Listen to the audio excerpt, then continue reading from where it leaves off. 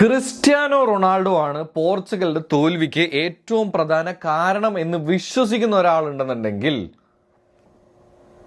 നിങ്ങൾക്ക് അയാളോടുള്ള ഹെയ്റ്റ് കൊണ്ട് മാത്രമാണ് എന്നാണ് എനിക്ക് പറയാനായിട്ടുള്ളത്. കാര്യം എന്താണെന്ന് വെച്ച് കഴിഞ്ഞാൽ ഞാൻ ഈ മാച്ചിൽ പൊതുവേ നമ്മൾ അങ്ങനെ ഒത്തിരി സ്റ്റാറ്റ്സും മറ്റു കാര്യങ്ങളൊന്നും സംസാരിക്കാതെയാണ് നമ്മൾ വീഡിയോസ് ചെയ്യാറുള്ളത്. പക്ഷെ ഞാൻ ഇവിടെ കുറച്ച് കാര്യങ്ങൾ എടുത്തു പറയണം എന്ന് ആലോചിക്കുകയാണ്. കുറച്ച് കാര്യങ്ങൾ ഇതിൽ സംസാരിക്കുന്നുണ്ടാവും. ആൻഡ് DR കോങ്കോയെക്കുറിച്ചും ആ മത്സരത്തെക്കുറിച്ചും മൊത്തത്തിൽ പറഞ്ഞു പോകാമെന്നും കൂടെ വിചാരിക്കുന്നുണ്ട്. So welcome to 80 podcast football club and this is RJ Antappan.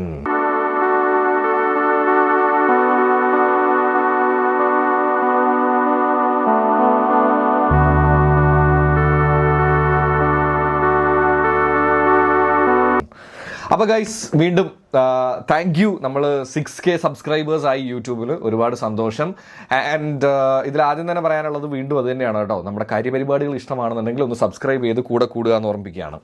ഇനി ഇതിനകത്തേക്ക് നമ്മൾ മാച്ചിലേക്ക് വരുമ്പോൾ അല്ലെങ്കിൽ സോഷ്യൽ മീഡിയ തുറന്നു കഴിയുമ്പോൾ ഇപ്പോൾ കാണാൻ പറ്റുന്ന മുഴുവൻ പേഴ്സ്പെക്റ്റീവ് എന്നും പറയുന്നത് അണ്ണനൊക്കെ വയസ്സായിടെ ഇനിയൊക്കെ വീട്ടിൽ പോയി ഇരിക്കാൻ പറ, അല്ലെങ്കിൽ പുള്ളിയെ കൊണ്ടൊന്നും കൂട്ടിയാൽ കൂടുകയില്ല, ഗോട്ട് ഡിബേറ്റൊക്കെ പണ്ടേ തീർന്നു, ഈ പറയുന്ന കുറേ സാധനങ്ങളൊക്കെ ഉണ്ട്. പക്ഷെ അതൊക്കെ നമുക്ക് ഒരു പരിധി വരേക്കും ഇത് വേൾഡ് കപ്പാണ്.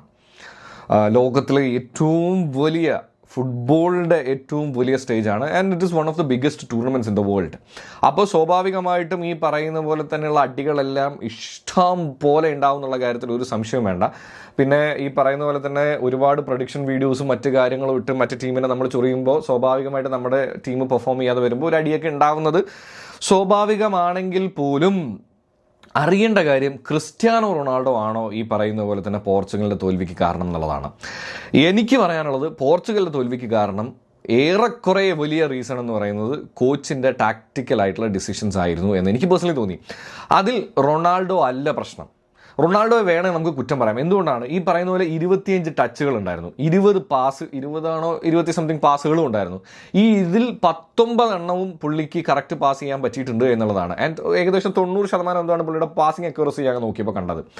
ആൻഡ് അതിൽ 3 ഷോട്ടുകൾ എടുത്തതിൽ ഒരെണ്ണം പോലും ഷോട്ട് ഓൺ ടാർഗറ്റിലേക്ക് എത്തിക്കാൻ സാധിച്ചിട്ടില്ല എന്നുള്ളതാണ്. അപ്പോൾ നമുക്ക് എന്ത് പറയാം? ലോകത്തിലെ ഏറ്റവും മികച്ച സ്ട്രൈക്കറാണ്, പലയിടങ്ങളിലും പ്രൂവ് ചെയ്തിട്ടുള്ള ആളാണ്.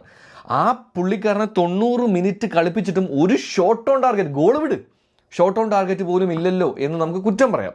പക്ഷെ അവിടെയാണ് ഈ മാച്ചിൻ്റെ ഇൻട്രസ്റ്റിംഗ് ആയിട്ടുള്ള സ്റ്റാറ്റ്സ് ഞാൻ നേരത്തെ പറഞ്ഞതുപോലെ തന്നെ പറയാൻ ഉദ്ദേശിക്കുന്നത്. കാരണം 6 പോയിന്റ് സംതിങ് എന്തോ ആണ് ക്രിസ്ത്യാനോ റൊണാൾഡോയ്ക്ക് റേറ്റ് ചെയ്തിട്ടുള്ളത്. ഞാനിപ്പോൾ പല ഈ പറയുന്ന പോലെ തന്നെ റേറ്റിംഗ് വരുന്ന സ്ഥലങ്ങളിലെല്ലാം എടുത്തു നോക്കി. അതിനകത്ത് ഞാൻ കൂടുതലും എപ്പോഴും നോക്കാറുള്ളത് സോഫ സ്കോറിൻ്റെ റേറ്റിംഗ് ആണ്. ആൻഡ് അതാണ് ഞാൻ കുറച്ചും കൂടെ ഫോക്കസ് ചെയ്ത് സംസാരിക്കുന്നത്. ഇതിനകത്ത് എനിക്ക് എടുത്തു പറയണം എന്ന് തോന്നിയത്, പേപ്പറിൽ സത്യം പറഞ്ഞു കഴിഞ്ഞ് കഴിഞ്ഞാൽ one of the greatest or most deadliest or more creative or more proven more value ഒക്കെ ഉള്ള ഒരു മിഡ്ഫീൽഡ് എന്ന് പറയുന്നത് ഈ പറയുന്ന പോലെ തന്നെ പോർച്ചുഗലിൻ്റെയാണ്. അതായത് വിറ്റീന ഉണ്ട്, ബ്രൂണോ ഫെർണാണ്ടസ് ഉണ്ട്, ആൻഡ് ജോ നെവസ് ഉണ്ട്. ഇവർ 3 പേരും ഒപ്പം അപ്പുറത്തെ സൈഡിലേക്ക് നമുക്ക് ബെർണാഡോ സിൽവയും കൂടെ വെക്കാം എന്നുള്ളതാണ്. അപ്പോൾ ഇത്രയും ക്രിയേറ്റീവ് ആയിട്ടുള്ള ആൾക്കാർ, ഈ സീസണിൽ പ്രൂവ് ചെയ്തിട്ടുള്ള ആൾക്കാരുള്ള ഒരു ടീം ഇങ്ങനെ പെർഫോം ചെയ്താൽ മതിയോ എന്നുള്ളതാണ്. ഞാൻ ബ്രൂണോ ഫെർണാണ്ടസിൻ്റെ പാസുകൾ എടുത്തു നോക്കുമായിരുന്നു. ആൻഡ് അതുപോലെ തന്നെ ജോ നെവസിൻ്റെ, വിറ്റീനയുടെ, ഇവരുടെ ആരുടെയിനകത്തും നമുക്ക് കാണാൻ പറ്റുന്ന, അവിടെയാണ് ഞാൻ പറഞ്ഞത് ഒരു ടാക്റ്റിക്കൽ പ്രശ്നം എന്ന് വേണമെങ്കിൽ നമുക്ക് പറയാമെങ്കിൽ പോലും ഒരു സ്റ്റാർ സ്ട്രൈക്കറായിട്ടുള്ള നമുക്കറിയാം, ഞാനൊരു മെസ്സി ആരാധകനാണ്. ഒരു പരിധി വരേക്കും നിങ്ങളെല്ലാവരും എന്നെ റൊണാൾഡോ ഹെയ്റ്റർ എന്നും വിശേഷിപ്പിക്കാറുണ്ട്. പക്ഷെ എന്നാൽ പോലും ഞാൻ പറയട്ടെ, ഒരു ഡെഡ് സിറ്റുവേഷൻ അല്ലെങ്കിൽ ഒരു 70% 60% ചാൻസസ് ഇല്ലാത്ത പൊസിഷനിലാണെങ്കിൽ പോലും അത് ഗോൾ കൺവേർട്ട് ചെയ്യാൻ ഇന്നും ലോകത്ത് കഴിവുള്ള ഒരു സ്ട്രൈക്കറിൻ്റെ പേര് പറഞ്ഞാൽ അതിൽ 3 പേരിൽ ഒരാൾ എന്തായാലും ക്രിസ്ത്യാനോ റൊണാൾഡോ തന്നെയാണ്. അതിലൊരു സംശയവും ഒരു ഫുട്ബോൾ ഫാനും ഉണ്ടാവില്ല എന്നാണ് എനിക്ക് തോന്നുന്നത്. അങ്ങനെ ഇരിക്കെ എന്തുകൊണ്ട് ഈ 3 പേരുടെയും ഒരു പാസെങ്കിലും നിങ്ങൾ കണ്ടിട്ടുണ്ടോന്ന് പറഞ്ഞു തരണം. ഒരു പാസെങ്കിലും സെൻട്രലിലൂടെ പെനിട്രേറ്റ് ചെയ്ത് കയറുന്നത് നിങ്ങൾ കണ്ടോ ബോക്സിനകത്തേക്ക്? ഞാൻ കണ്ടേയില്ല. എല്ലാം വിങ്ങിലൂടെ, സൈഡിലൂടെ, ഇതല്ലാതെ ഒന്നുപോലും ഉണ്ടായിരുന്നില്ല. അതായത് സെൻട്രലിലുള്ള Cristiano Ronaldo was not their prior target, അല്ലെങ്കിൽ അങ്ങനെ ഒരു മൂവ് അവർ ശ്രമിച്ചിട്ടേ ഇല്ല എന്നുള്ളതാണ്. ചിലപ്പോൾ അത് നമുക്ക് കോച്ചിനെ പറയാം. എനിക്ക് കളിയിൽ തോന്നിയൊരു വലിയ കാര്യം, മൊത്തത്തിൽ വിങ്ങിലൂടെ മാത്രം അറ്റാക്കുകളെ വിട്ടു പോകാൻ ശ്രമിച്ചുകൊണ്ടിരുന്ന ഒരു പോർച്ചുഗലിനെയാണ് കാണാൻ സാധിച്ചത്. അത് എന്തുകൊണ്ടാണെന്ന് എനിക്ക് മനസ്സിലാവുന്നില്ല. നമ്മളാരും ഞാനൊന്നും കോച്ചിങ്ങോ ബാക്കി കാര്യങ്ങളോ ഒന്നും ചെയ്തിട്ടില്ല. പക്ഷേ കളിയിൽ ഒരു ബേസിക് കാര്യമായിട്ടുള്ള ഒരു നോളജ് ഉണ്ട്. എന്ന് വെച്ച് കഴിഞ്ഞാൽ നമ്മൾ ഈ പറയുന്ന പോലെ വിങ്ങിലൂടെ അറ്റാക്ക് ചെയ്യാനാണ് ശ്രമിക്കുന്നത് കളി തുടങ്ങുന്നതിന് മുമ്പ്. അതാണ് നമ്മുടെ പ്ലാൻ എ എന്ന് പറയുന്നത്.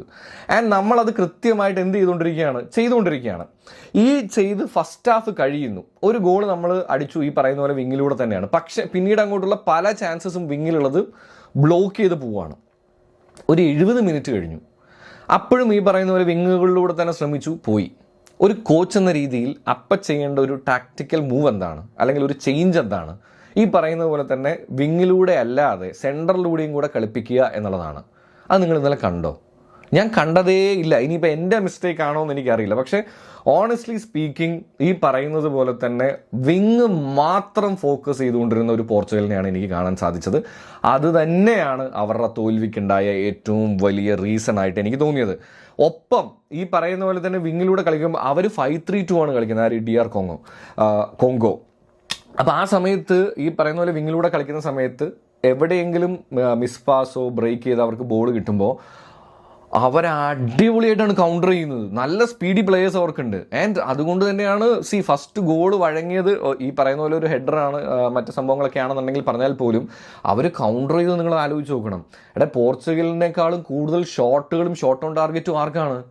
DR കോങ്കോയ്ക്കാണെന്നുള്ളതാണ്. അപ്പം ദേവർ ഔട്ട് ക്ലാസ് ചെയ്ത് കളഞ്ഞു. പോർച്ചുഗലിനെ ഔട്ട് ക്ലാസ് ചെയ്ത് കളഞ്ഞു. അതിന് ഏറ്റവും പ്രധാനം എന്ന് പറയുന്നത് ടാക്റ്റിക്കലായിട്ടുള്ള സംഭവമാണ്. അല്ലാതെ റൊണാൾഡോയെ കുറ്റം പറയണോ എന്ന് ചോദിച്ചു കഴിഞ്ഞാൽ എനിക്ക് അതിലിപ്പോഴും പൂർണ്ണമായും വിയോജിപ്പുണ്ട്.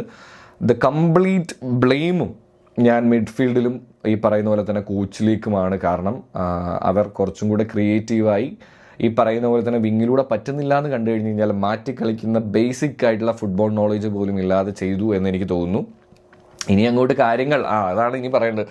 DR കോങ്കോയുടെ ഒരു പെർഫോമൻസ് കണ്ടിട്ട് ഗംഭീര പെർഫോമൻസ് ആയിരുന്നു. ഞാൻ അവരെ സംബന്ധിച്ചിടത്തോളം അവർ മുമ്പ് എനിക്ക് അവരുടെ കറക്റ്റ് നെയിം അറിയില്ല. DR കോങ്കോ എന്നല്ലായിരുന്നു അവരുടെ രാജ്യത്തിൻ്റെ പേര് 52 വർഷങ്ങൾക്ക് മുമ്പ് അവർ വേൾഡ് കപ്പ് കളിക്കുമ്പോൾ. അപ്പോൾ അവർ വീണ്ടും തിരിച്ച് ഈ പറയുന്ന പോലെ തന്നെ വേൾഡ് കപ്പ് സ്റ്റേജിലേക്ക് വരുമ്പോൾ they want to give a big statement. അതവർ ചെയ്തു. എങ്ങനെ? ഈ പറയുന്ന പോലെ തന്നെ പോർച്ചുഗലിനെ പോലത്തെ ഒരു ടീമിനെ അടിച്ചു, സമനിലയിൽ പിടിച്ചു, അവർക്കെതിരെ ഒരു ഗോൾ അടിച്ചു. They are in to the headlines എന്നുള്ളതാണ്. സോ ഐ പേഴ്സണലി ഫീൽ ഇന്നലെ നടന്ന മത്സരം എന്ന് പറയുന്നത് പോർച്ചുഗലിനെ സംബന്ധിച്ചിടത്തോളം one of their worst performance തന്നെയാണ്. ഇതൊക്കെ വെച്ചിട്ടാണ് അവർ ഉസ്ബെക്കിസ്ഥാനെതിരെയും കൊളംബോയ്ക്കെതിരെയും ഒക്കെ പോകുന്നതെന്നുണ്ടെങ്കിൽ bro it's going to be very tough. അതുകൊണ്ട് ഗ്രൂപ്പ് സ്റ്റേജിൽ നിന്ന് പുറത്താവുന്നൊന്നും പറയാൻ പറ്റില്ല. കാരണം ഇപ്രാവശ്യം 3 പേർക്ക് കയറാനുള്ള അവസരങ്ങളൊക്കെ ഉണ്ടല്ലോ. അപ്പം ഇപ്രാവശ്യം കുറച്ച് വ്യത്യാസമാണ്. സോ റൗണ്ട് ഓഫ് 32ലേക്കൊക്കെ പോവായിരിക്കും. പക്ഷേ this is not the Portugal that we were expecting. ഇനി അണ്ണനെ കുറിച്ചും കൂടെ ഒരു കാര്യം പറയാം. എനിക്ക് വ്യൂസ് കിട്ടാനോ അല്ലെങ്കിൽ ഈ പറയുന്ന പോലെ സംഭവങ്ങൾക്കൊക്കെ ആയിരുന്നെന്നുണ്ടെങ്കിൽ ഏറ്റവും ഈസി ആയിട്ട് അണ്ണനെ ഇപ്പോൾ പുറഞ്ചം എൻ്റെ ഈ നാക്കിൻ്റെ പവർ കുറച്ച് പേർക്കെങ്കിലും എന്നെ റെഗുലർ ഫോളോ ചെയ്യുന്നവർക്കറിയാം, പറഞ്ഞ് തീർക്കാവുന്നതേ ഉള്ളൂ. പക്ഷേ ഐ തിങ്ക് ഈ മാച്ചിൽ he's not the reason. To be honest, he's not the reason. So എന്താണ് നിങ്ങൾക്ക് ഈ മത്സരത്തെക്കുറിച്ച് തോന്നിയെന്നുള്ളത് എന്തായാലും താഴെ കമൻറ്റ് ചെയ്യുക. ആൻഡ് വീഡിയോ ഇഷ്ടപ്പെട്ടെന്നുണ്ടെങ്കിൽ എന്ത് തന്നെയാണ് നിങ്ങളുടെ അഭിപ്രായം എന്നുണ്ടെങ്കിലും താഴെ കമൻറ്റ് ചെയ്യുക കേട്ടോ. അത് വിയോജിപ്പാണെന്നുണ്ടെങ്കിലും അത് അങ്ങനെ തന്നെ പറയുക. എനിവേസ് ഇഷ്ടപ്പെട്ടാൽ സബ്സ്ക്രൈബും കൂടെ ചെയ്യാമെന്ന് ഉറപ്പിച്ചുകൊണ്ട് ചിൽ കുപ്പിച്ചിൽ.